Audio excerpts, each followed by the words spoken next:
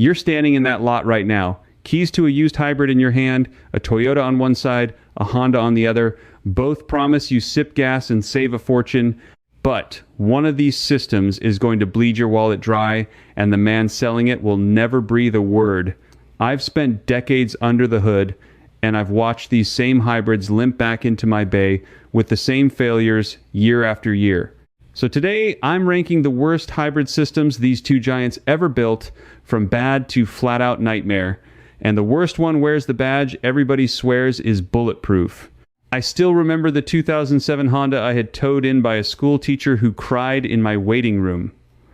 And that was the day I started keeping this list in my head. I'm holding the number one spot until the very end, because once you see the numbers, you won't believe who built it. And this hits you whether you buy new, buy used, or you're already parked in one tonight. Let me start where the pain is smallest, so you understand exactly how bad it gets by the time we reach the top. The fifth worst hybrid system I've ever had to deal with is the Honda Accord Hybrid, built from 2005 through 2007. Now here's the surprise that trips people up. Most folks think a hybrid means you're saving gas. This one didn't. Honda took their 3-liter V6, bolted their integrated motor assist system onto it, and instead of building a fuel miser, they built a muscle car that happened to sip a little less at the pump. It made more power than the regular Accord, and that right there was the whole problem. Buyers walked in expecting Prius numbers and drove out with a car that got maybe 2 or 3 miles per gallon better than the standard 4-cylinder Accord. So nobody bought it. Honda sold a tiny handful and quietly killed it after 2007. And when a car sells in tiny numbers and then gets discontinued, you know what happens to the parts. They get rare. And rare means expensive. I had one of these come through my bay with the battery pack starting to fade, the IMA light glowing on the dash like a warning flare, and when I priced out a replacement battery for a car almost nobody made parts for anymore, the owner just stared at me. We were talking well north of $2,000, sometimes closer to $3,000 for a hybrid battery on a car worth barely more than that on a good day. The math doesn't work. You're pouring $3,000 into a machine that Kelley Blue Book says is worth maybe $4,000. Here's what I tell you. If you ever see one of these on a used lot with a tempting price, walk around it. Ask when the battery was last serviced. Watch that IMA light on a cold start and take it up a hill. If the electric assist feels weak, if the gas engine is doing all the work, that battery is already dying. The reason it sits at 5th and not higher is simple. When this thing failed, it failed slow, and it warned you first. It didn't strand you on the highway. It just quietly became a bad financial decision. But a slow, honest failure is the kindest thing on this whole list. Because the next one didn't just cost more. It came from the very car that was supposed to prove hybrids could work at all. The fourth worst hybrid system belongs to the original Honda Insight, the little 2-seater built from 2000 through 2006. And I want to be fair to this car, because in a lot of ways it was a marvel. Aluminum body to save weight, a tiny 1-liter 3-cylinder engine, that same integrated motor assist setup, but stripped down to the bone. Honda only sold around 18,000 of them in this country over the entire run. It was a science experiment on wheels, and the engineers who built it were genuinely proud. Here's the trouble. That pride was built on a battery pack that just does not survive the years. The Insight used a nickel metal hydride battery, and as these cars crossed 10, 12, 15 years old, those packs degraded hard. The individual cells lose their ability to hold a charge, the balance goes, and the car starts throwing that IMA warning. Once that happens, your fuel economy tanks, and the electric motor basically stops helping. Now, Honda's answer to this is the part that started to bother me. Instead of just replacing failing packs, they pushed out what they called a battery recalibration, a software update. And what that update really did was teach the car to lean less on the battery so the pack wouldn't fail as fast. Sounds clever, right? Except it also gutted the very thing you bought the car for. Owners reported their gas mileage dropping after the update. The assist got weaker. You paid for a hybrid, and the software quietly turned it into a slower, thirstier version of itself. I had an Insight owner, a retired fellow, who drove it because he loved the engineering, asked me why his 45 mile per gallon commute had crept down toward the high 30s, and I had to explain to him that the fix was the problem, that his own car had been reprogrammed to protect a battery that was already on its way out. A replacement pack back then ran him around $2,000, and this on a car that maybe 24 shops in the whole state even knew how to work on.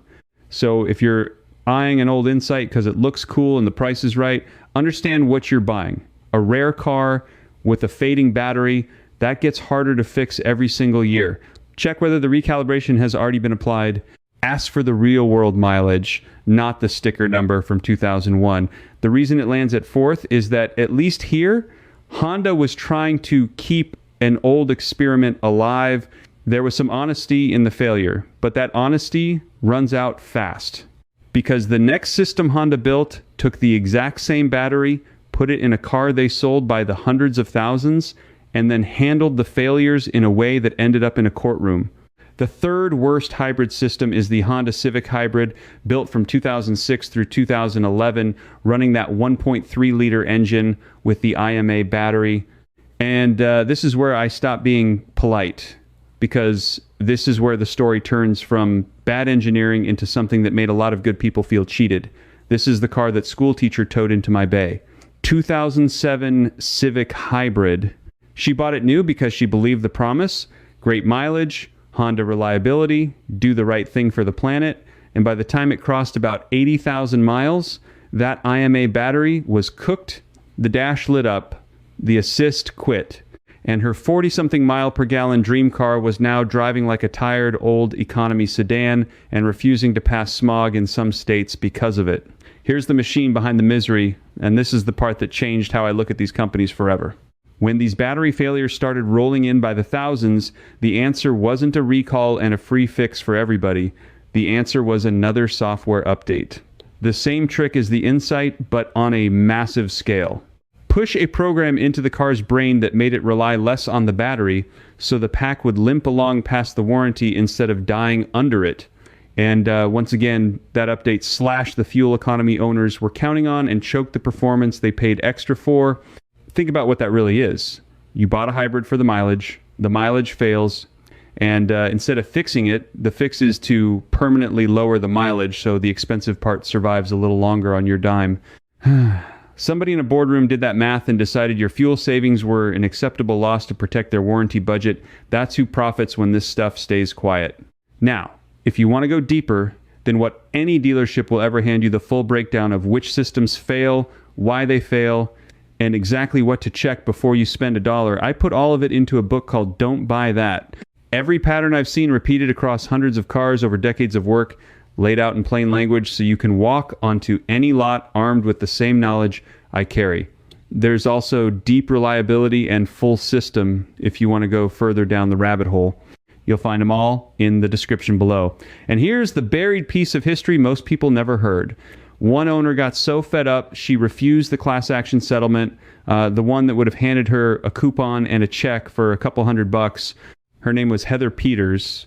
And in early 2012, she took Honda to small claims court in California all by herself, no lawyer. And she won. The court awarded her nearly $10,000, right around $9,800 for the fuel savings she never got. One woman in a small claims court beat one of the biggest automakers on earth by simply proving the car didn't do what they sold it to do. Now, the ruling got fought on appeal later, but the message was already out. This was real. This was provable. This was buried.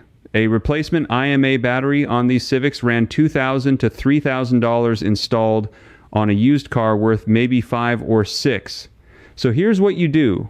If you own one or you're about to buy one, get the vehicle history and find out if that battery has ever been replaced with an updated pack. Watch that IMA light and know going in that the software may already be quietly holding your mileage hostage. It sits at third and not first, only because what comes next surprised even me. Because up to now, every villain on this list wore a Honda badge. And I know exactly what you're thinking. You're thinking your Toyota is safe, so let me show you where that faith starts to crack. The second worst hybrid problem I've watched roll through my shop is the inverter failure on the Toyota Prius built from 2010 through 2014, along with the Prius V that shared its guts. And I need you to sit with this one, because this is the car with the golden reputation. This is the car people buy specifically because they think nothing ever goes wrong. Here's what goes wrong. Inside every one of these hybrids is a component called the inverter. And inside that inverter are power modules that manage the flood of electricity between the battery and the electric motors. On these model years, those modules could overheat and fail. And when they did, the car would throw every warning light on the dash, drop into a crippled limp mode, or in some cases just shut the hybrid system down entirely and leave you coasting to the shoulder. Toyota knew. In 2019, they issued a recall covering hundreds of thousands of these cars, well over 700,000 vehicles, for this exact inverter issue. The fix for most was a software update to protect the module from overheating. But here's the catch that always gets me. A software update protects the ones that haven't failed yet. If your module had already been damaged, you were looking at a full inverter replacement. And out of warranty, that repair runs you $3,000 to $4,000 parts and labor. I had a Prius owner, a nurse who did 90 miles a day, come in convinced her car was immortal because everybody told her Toyotas never break.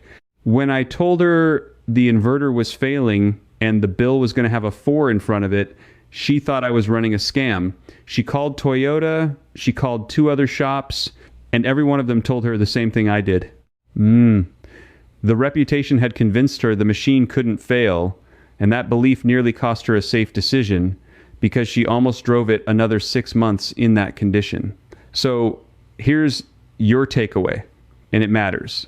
If you own one of these, check that the inverter recall was actually performed, not just mailed to you, actually done with a service record to prove it. If you're shopping for one, pull the recall history by the VIN before you ever sign. A recall completed is a good sign.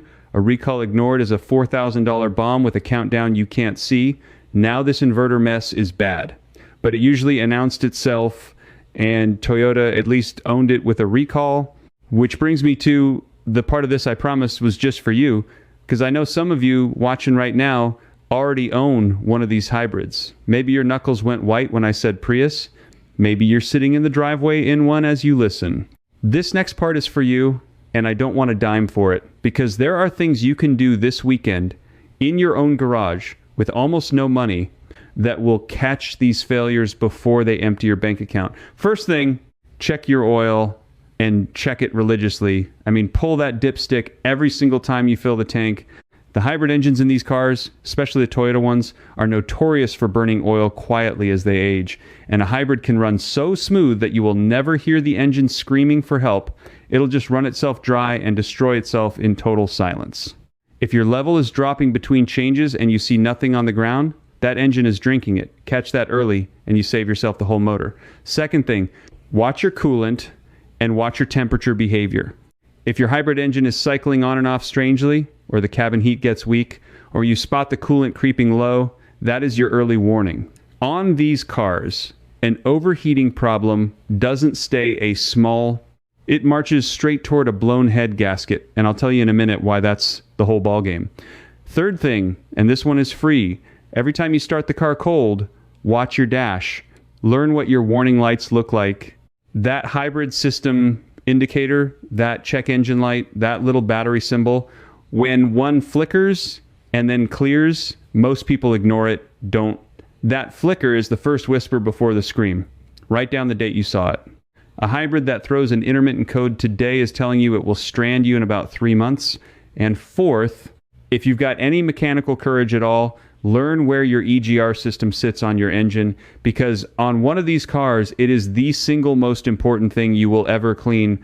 I'll tell you exactly which car and exactly why in about 60 seconds, and it's the reason it's sitting at the top of this entire list, because everything I've shown you so far, the failing Honda batteries, the sneaky software updates, the Toyota inverters, all of it was the warm-up. The worst hybrid system I have ever dealt with hides behind the best reputation in the business, and that is precisely what makes it so dangerous.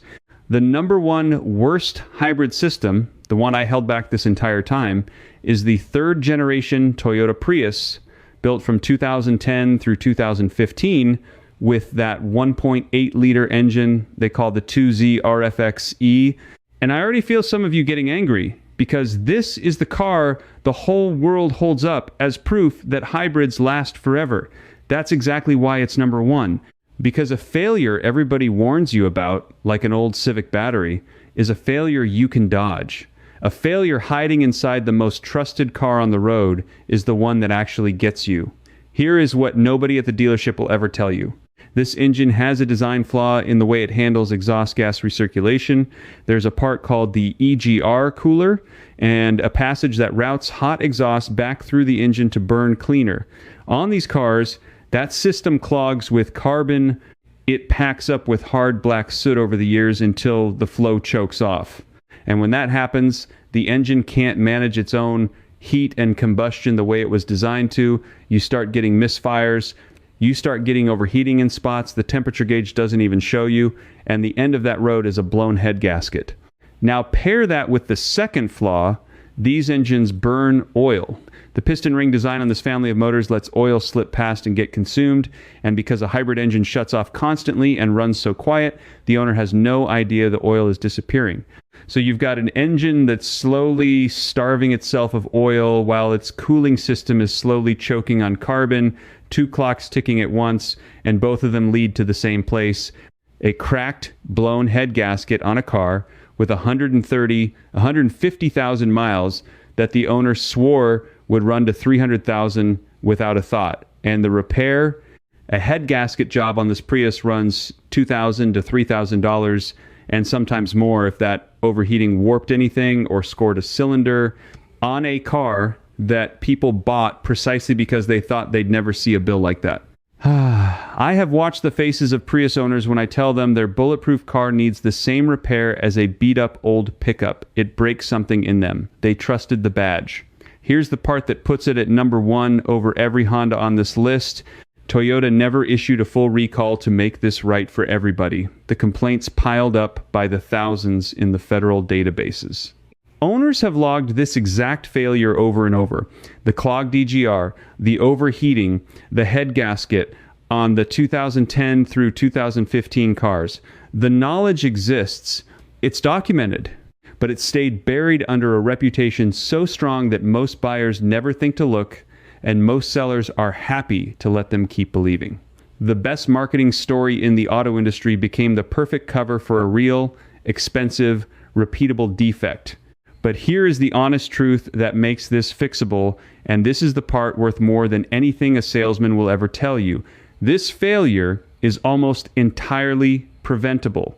If you own one of these, you can pull that EGR cooler and the EGR valve and clean the carbon out yourself, or pay a good independent shop a couple $100 to do it long before it ever chokes off.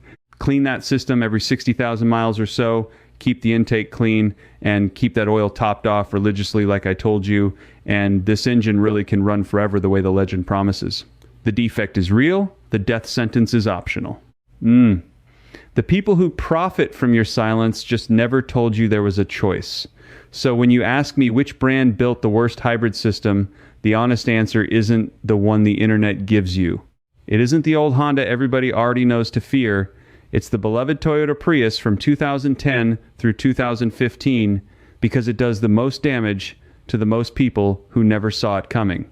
Not because Toyota builds junk, they don't, but because a hidden flaw behind a perfect reputation is the most expensive kind there is. That's the whole ranking laid out the way I'd lay it out for my own brother before he spent a dime. Not the marketing order.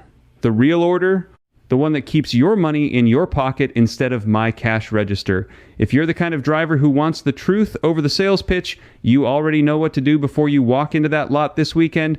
You check the VIN, you check the recall history, you pull the dipstick, and you never let a badge do your thinking for you. Now, I want to hear from you because I know some of you are going to fight me on that number one spot. Tell me straight. Do you really think the third generation Prius deserves the worst hybrid title over the old Honda Civic Hybrid and its battery mess? Or do you think I let Toyota off too easy? Drop it in the comments right now. And while you're down there, Tell me what you drive and what part of the country you're watching from. I read them and I answer. And if you're tired of getting burned, tired of buying the story instead of the car, come stand with the rest of us who refuse to be somebody's easy mark. Stick around, keep that maintenance checklist handy so you can protect whatever's in your driveway right now and get ready for the next one. Because next time I'm ranking the hybrid SUVs and there's one 3-row family hauler with a transmission problem so expensive it makes this Prius head gasket look like pocket change. You're going to want to know if yours is on that list. I've been under these hoods for decades, and if you're still with me, you're my kind of viewer. Inside the Garage Bench Club, I pick up right where this video stopped. You can ask me your own question, and a real person, me, answers you myself. You're not alone in there. Just point your phone camera at the code on screen, and you can cancel anytime with one click. If this helped you make sense of these hybrids, why not subscribe and stay a while? I have plenty more videos right here that walk you through these same questions, nice and simple.